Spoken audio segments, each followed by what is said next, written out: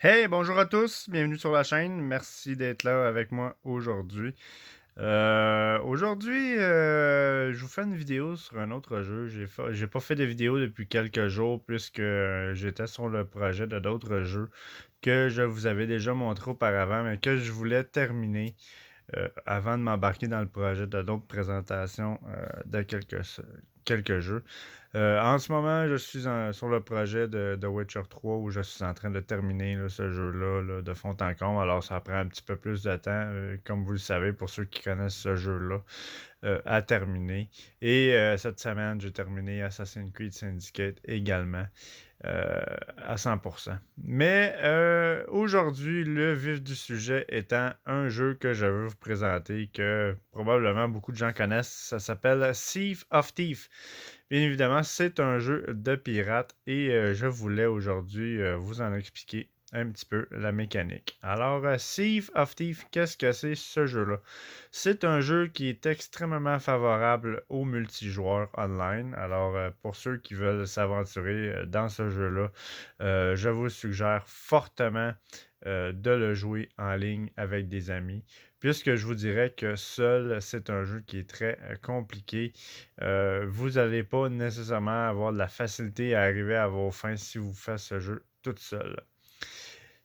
Pour la simple et unique raison que, en fait, bien évidemment, c'est un jeu de pirate et le but du jeu étant de vous promener en mer et de découvrir une multitude d'îles et vous avez un jeu rempli de quêtes que vous devez accomplir pour avancer votre personnage et avancer dans l'histoire. D'où la complexité du pourquoi que ce jeu se doit de se jouer multijoueur, c'est que vous êtes sur votre bateau ici. Alors vous avez trois sortes de bateaux. Vous avez celui-ci qui est le plus petit. Vous avez un autre moyen et un plus gros. Et chaque élément du bateau se doit d'être contrôlé, c'est-à-dire les voiles, les canons, ainsi que l'ancre et la direction. Alors, c'est pourquoi c'est très favorable de le jouer à plusieurs joueurs, puisque pendant qu'un conduit, l'autre peut utiliser les canons et l'autre peut soit amarrer ou jouer avec les voiles. Et vous avez également votre map ici en bas qui vous permet de vous diriger sur le bateau et en mer. Alors c'est pourquoi là, c'est très très très utile de jouer en multijoueur. Et vous allez également réaliser avec le temps que euh, lorsque vous allez arriver sur certaines îles, ça va être beaucoup plus utile de jouer avec vos amis puisque vous allez vous faire canarder par plein de créatures. Et sachez que c'est un monde ouvert en ligne, alors vous allez également croiser d'autres équipages de joueurs qui vont vouloir tout simplement votre mort. Alors, ils vont tout faire pour essayer de faire couler votre bateau pour que vous perdiez vos éléments. Bien évidemment, votre bateau, c'est considéré comme votre maison. Alors, vous pouvez accumuler des munitions ici dans les tonneaux pour vos canons. Vous pouvez également, là, si on descend plus bas dans le bateau, vous avez accès ici à des matériaux de construction, puisque si votre bateau est endommagé, vous devez de le réparer. Et la même chose ici pour ce qui est de l'alimentation. Vous avez beaucoup de choses alimentaires que vous pouvez serrer ici pour récupérer de la vie. Sinon, ensuite de ça, vous avez votre coffre de vêtements juste ici. Alors, bien évidemment, vous avez votre personnage personnalisé que vous allez pouvoir monter là, à mesure d'avancer dans l'histoire. Vous allez pouvoir également équiper votre personnage de différents vêtements, différents équipements pour justement là, maximiser le potentiel de votre personnage. Alors, vous avez une multitude de choix ici, de choses que vous pouvez mettre sur votre personnage. Bien évidemment, pour ma part, les choix sont limités puisque je suis vraiment au début du jeu. Alors, mais vous avez la possibilité vraiment de personnaliser votre joueur comme vous le voulez. Vous pouvez changer ses vêtements ici. Vous avez également un coffre de familier. Alors, vous allez pouvoir avoir des compagnons avec vous qui vous accompagnent. Que ce soit singe, perroquet, compagnie, qui vont pouvoir vous donner des avantages de bonus sur votre personnage dans votre aventure, ce qui est très, très, très utile. Vous avez également ici votre coffre d'équipement. Alors, à mesure d'avancer dans l'aventure, vous allez acquérir des équipements. Ce jeu-là est basé sur un système de loot également. Alors, vous pouvez looter des objets, soit verts, soit bleus, soit mauves, ou jaunes, ou quoi que ce soit, à force de monter et de faire des quêtes et de découvrir certains endroits. Bien évidemment, c'est un jeu qui est très, très, très basé sur la recherche de trésors. Alors, vous pouvez arriver à quelque part et trouver des trésors qui peut être très intéressant. Et c'est une belle mécanique de jeu quand même qui est assez bien fait. Quand ce jeu-là est sorti, là maintenant, je pense 2 ans déjà, c'était vraiment avant-gardiste comme style de jeu online et je pense que cette compagnie de jeu-là continue de faire euh, une grosse impression avec cette franchise-là dans le monde du jeu en ligne. Alors, très intéressant. Sinon, vous avez également votre coffre d'accessoires. Alors, vous avez des accessoires ici que vous pouvez serrer pour votre personnage à force d'accumuler des choses. Vous pouvez serrer ça ici au lieu de garder ça uniquement dans votre inventaire. Bien évidemment, tout ce que vous récupérez pour mettre dans votre navire pour soit la survie ou la modification quelconque de votre personnage.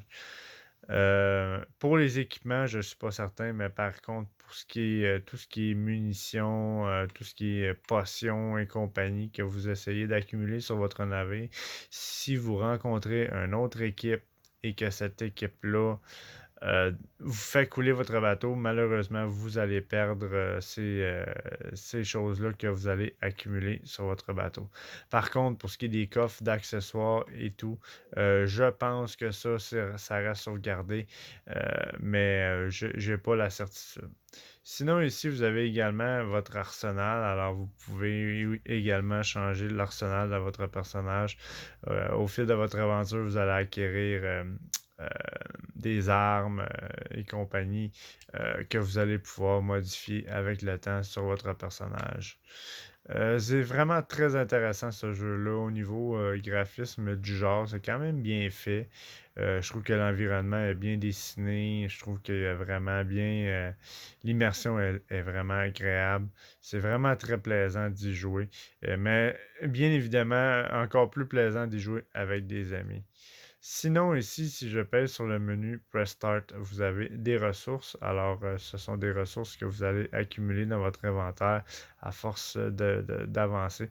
Des ressources de tout genre qui sont très utiles, soit pour l'alimentation, soit pour les munitions, soit pour des bijoux que vous allez pouvoir revendre et compagnie, et également des matériaux qui vont vous permettre de réparer votre bateau.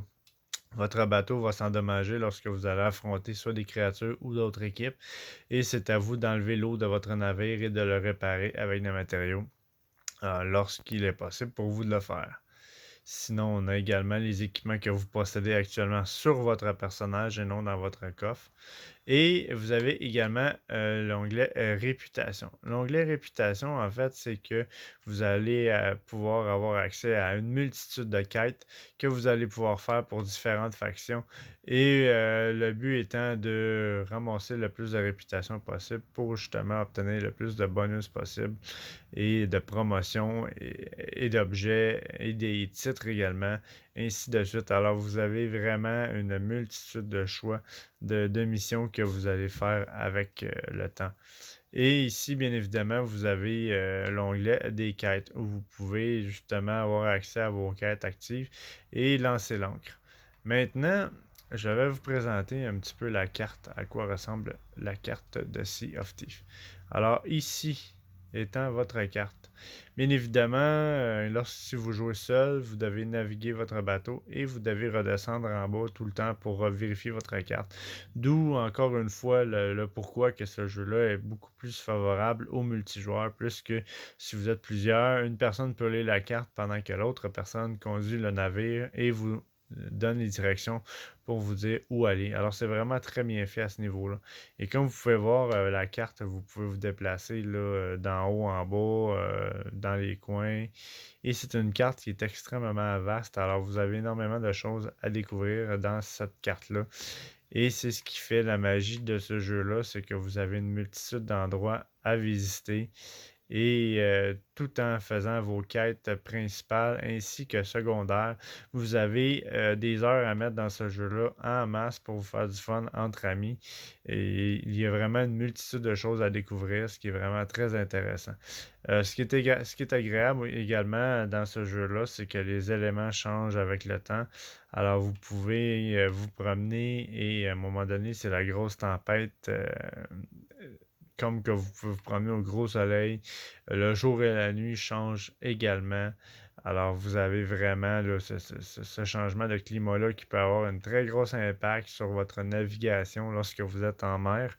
Et c'est vraiment ce qui fait de ce jeu-là quelque chose d'unique, c'est que c'est pas toujours la même chose. Et vous pouvez jouer et ça va super bien, comme qu'une autre journée, vous allez pouvoir jouer et vous allez affronter des adversaires qui vont vous empêcher d'avancer.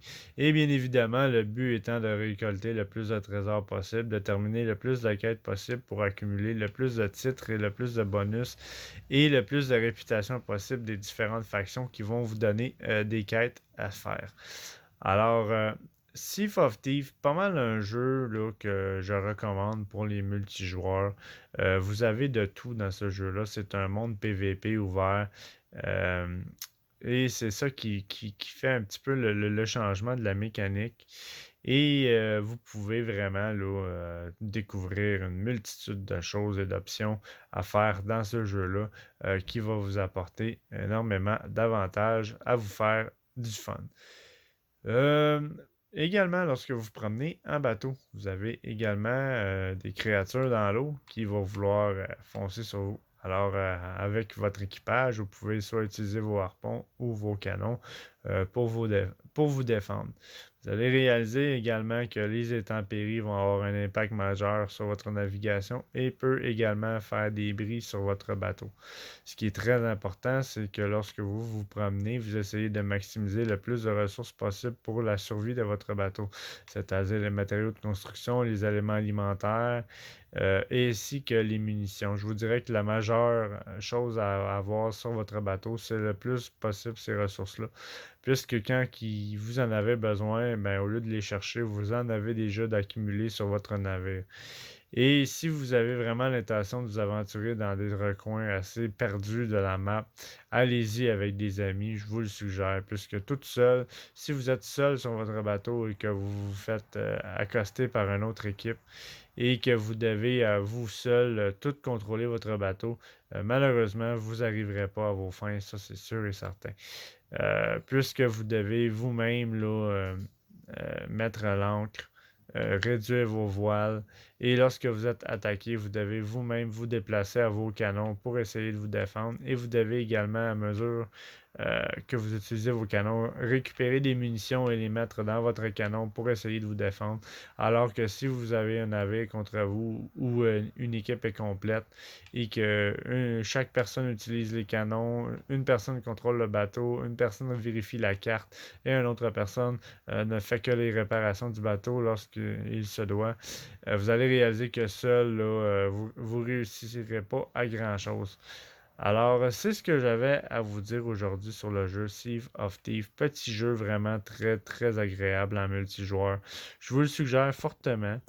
Jeu que je vais éventuellement me mettre dedans là, lorsque je vais avoir le temps et lorsque je vais terminer d'autres projets.